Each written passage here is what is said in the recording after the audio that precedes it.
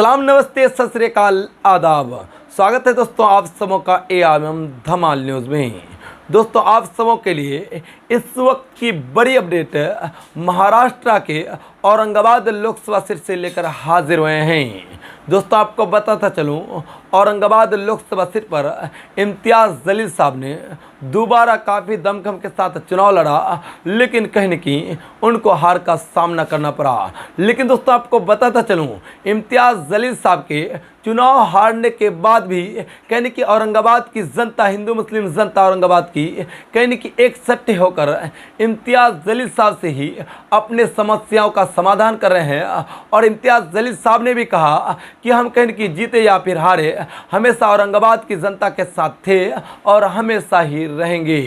हिंदू मुस्लिम कहीं कि औरंगाबाद के हमारे भाई बहन के रूप में माने जाते थे और हारने के बाद भी आज भी माने जाते हैं। चाहे हम चुनाव हारे या फिर जीते, कहीं नहीं कि हम लोगों के साथ पहले भी खड़े थे, आज भी खड़े हैं। ये बातें कहीं कि एआईएम पार्टी के पूर्व सांसद इम्तियाज़ जलील साहब ने चुनाव हारने के बाद लोगों की समस्याओं को हल करते हुए कही है। दोस्तों आपको बताता चलूँ, कहीं कि औरंगाबाद की आवाम ने एक हीरा इम्तियाज़ जलील साहब के रूप में खो दिया और कहीं कि जिनके बाद आज औरंगाबाद की आवाम काफ़ी ज़्यादा दुख में नज़र आ रहे हैं। और दूसरी तरफ औरंगाबाद की जनता आज भी एआईएम पार्टी के सांसद इम्तियाज़ जलील साहब के कहने की नाम के माला को जप रहे हैं। और दूसरी तरफ जो शिवसेना के उम्मीदवार ने जीत हासिल की है, दोस्तों आपको बताता चलूँ, जीतने के बाद यहाँ तक कि जनता का धन्यवाद भी नहीं किया है और कहीं कि अपने मस्ती में मगन होते हुए नज़र आ रहे हैं।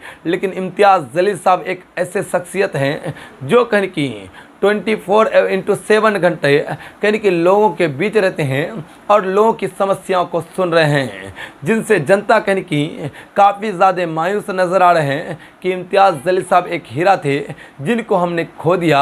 आज कहीं कि हमें पछतावा हो रहा है। दोस्तों आपको बताता चलूँ, असदुद्दीन अवैसी साहब ने भी इम्तियाज़ जलील साहब की हार के बाद दुख व्यतीत करते हुए बड़ी बात कही थी कि इम्तियाज़ जलील साहब हमारा दाहिना हाथ था और कहीं कि आज हमारे दाहिने हाथ को औरंगाबाद की जनता ने कामयाब नहीं किया, जिससे हम दुख व्यतीत करते हैं। लेकिन कहीं कि इम्तियाज़ जलील साहब और हम पहले भी जनता के बीच खड़े थे, आज भी खड़े रहेंगे। इम्तियाज़ जलील साहब हमारे साथ सांसद भवन में मौजूद नहीं रहेंगे, उसकी कमी कहने की वहाँ हमें खलल पड़ेगी, लेकिन बाहर दोनों ही लोगों के समस्याओं का समाधान करते थे और हमेशा करते रहेंगे। चाहे वो दलितों का मसला हो, हिंदुओं का मसला हो, आदिवासियों का मसला हो या फिर किसी धर्म के लोगों का ही मसला क्यों ना हो, हर एक के कहने की समस्याओं को समाधान हम दोनों मिल करके ज़रूर करेंगे।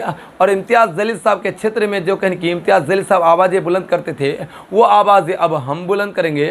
और इम्तियाज़ जलील साहब के क्षेत्र की तरक्की को लेकर एआईएम पार्टी हमेशा कार्यरत रहेगी। यह असदुद्दीन अवैसी साहब ने मीडिया से बात करते हुए बड़ी बात कह दी है। दोस्तों असदुद्दीन अवैसी साहब की इन बातों को लेकर आप क्या कुछ कहते हैं? दोस्तों अगर असदुद्दीन अवैसी साहब और इम्तियाज़ जलील साहब की इन बातों से अगर आपका दिल भरा आया है तो आप वीडियो को ज़रूर दबा के शेयर करें और साथ ही इम्तियाज़ जलील साहब और असदुद्दीन अवैसी साहब के समर्थन में आप एक छोटा सा प्यारा सा कमेंट ज़रूर करें। तो चलिए दोस्तों, अभी तक के लिए दीजिए इजाज़त, तब तक के लिए जय हिंद, जय भारत।